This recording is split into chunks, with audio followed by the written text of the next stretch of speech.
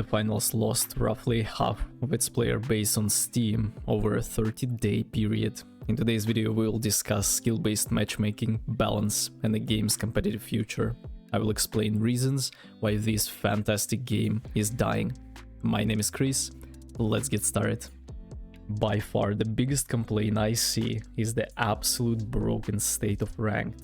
Developers' intention to make the game fun for everyone turned into a hell on earth for both beginner players and the ones that are at the top.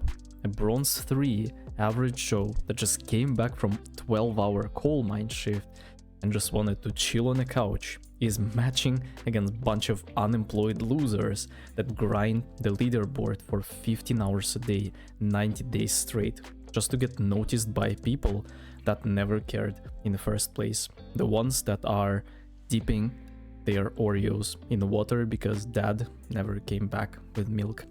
The ranked system that rewards you for slaving away your precious finite time on this earth for a chocolate participation medal at the end of the season.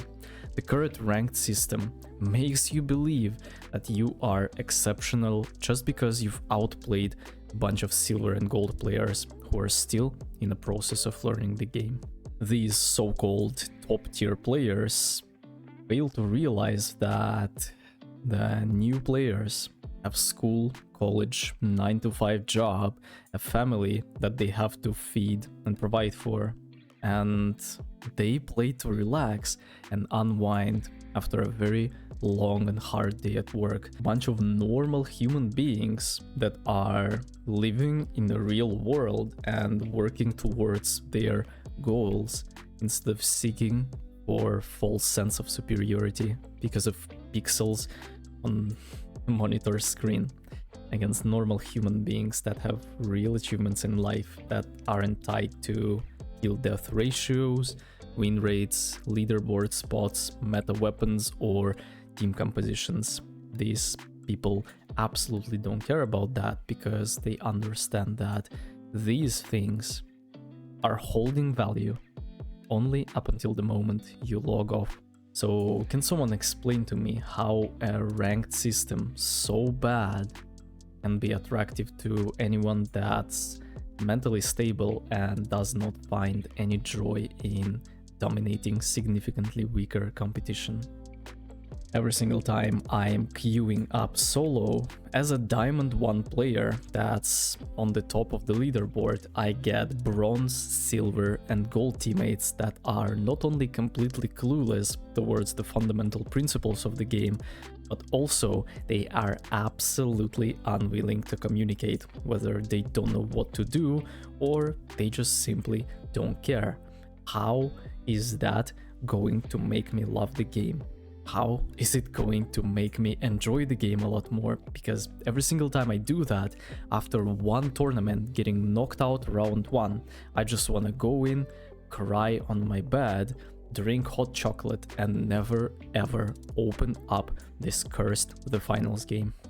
So what are we supposed to do with that terrible ranked system? First of all, they need to add skill-based matchmaking. It means that if I am Diamond 1 player, the only players I can get in my lobbies are gonna be not weaker than Diamond 3, period.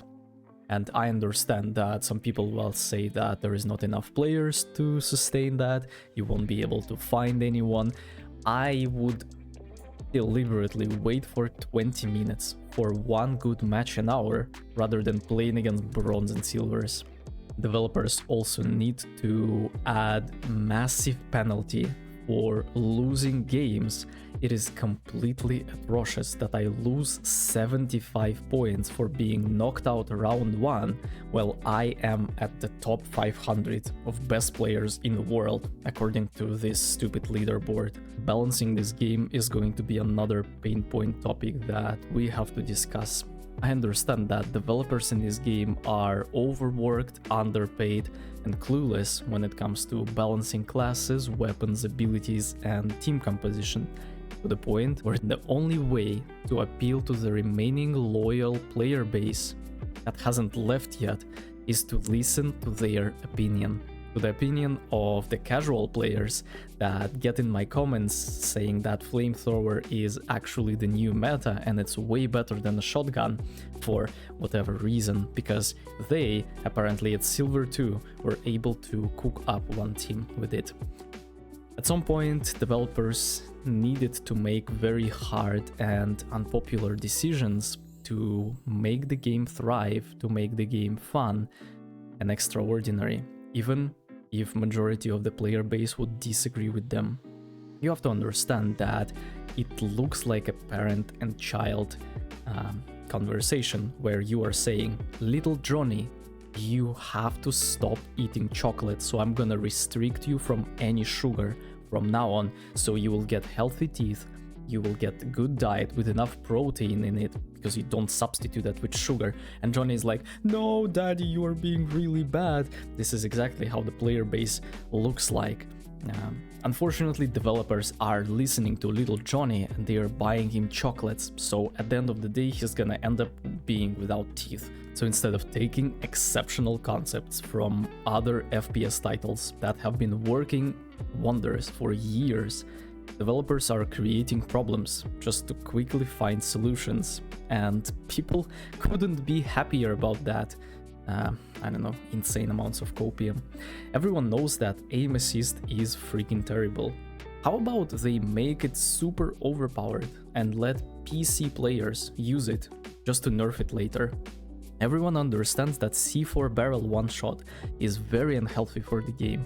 How about they add that in first place, wait for a month to fix it, and then keep the red barrel so you can still use it and nuke people and still one-shot them? Everyone knows that shotguns are extremely unhealthy in every single FPS game, especially if you have tons of close quarter fights. Yeah, let them keep it overpowered for a month, so everyone will complain.